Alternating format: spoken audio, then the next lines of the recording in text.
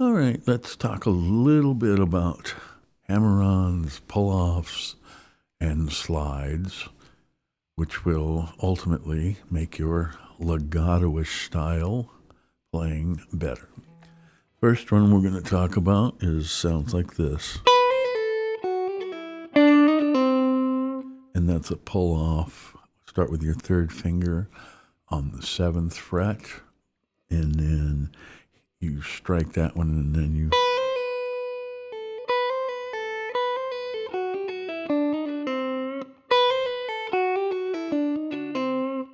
so we hammer on with our 4th finger on the 8th fret, pull off with your 4th finger, and then pull off with your 3rd finger, and your 1st finger goes on the 1st fret. So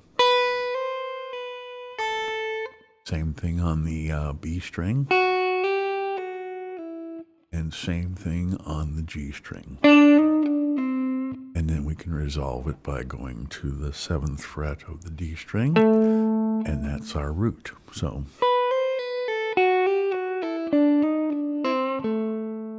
that's number one. The other one, or actually there's a couple going on here, will be just straight pull-offs, which is just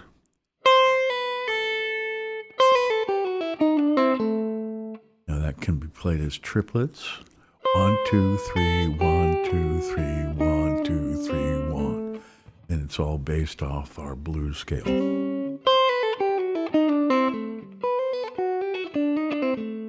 So this one is just pulling off, starting with your 4th finger on the 8th fret of the little E string. Then we pull off with our 4th finger to the 7th fret, where our 3rd finger is. And then we pull off with our 3rd finger to our 1st finger at the 5th fret. So it's just... It's also the kind of Santana-ish lick.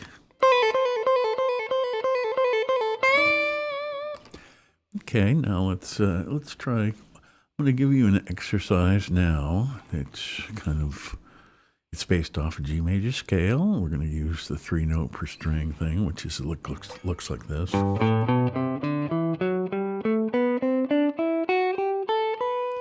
then we're going to use hammer-ons and pull-offs. So we're going 1, and then hammering down on the 5th fret with our 2nd finger, then hammering down on the 7th fret with our 4th finger. And then the same thing on the A string.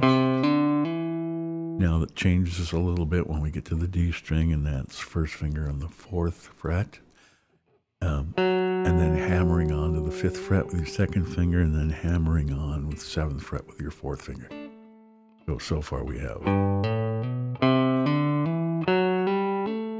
We do the same thing on the G string that we did on the D string. And we go back to this fingering, which is 1, 3, 4. So it's 1st finger on the 5th fret of the B string.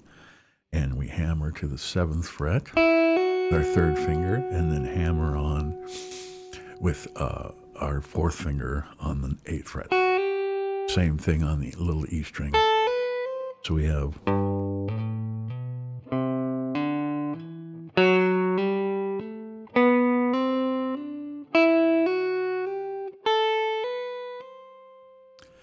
Okay, so those are some exercises. Practice them slow and in time with a metronome or a drum machine. Now we'll take a look at some slides and things. Any note that you can bend, any of those notes can also be slid.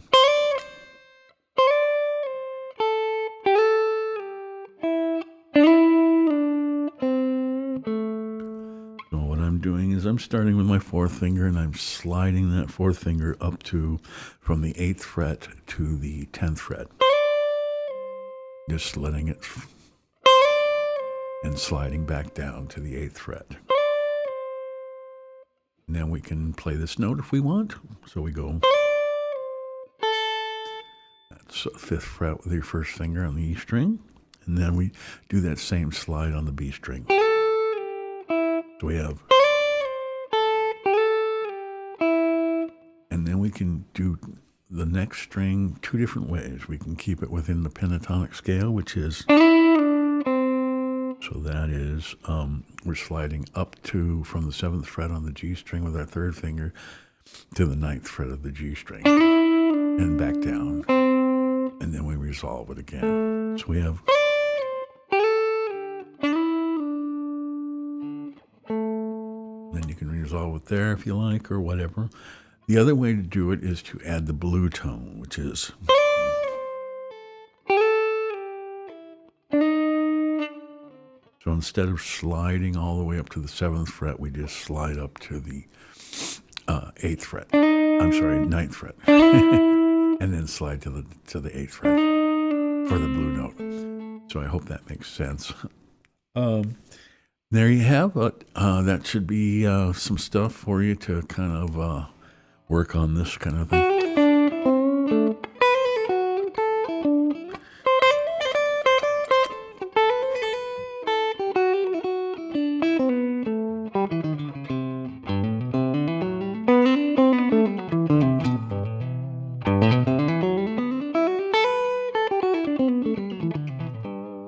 So things like that.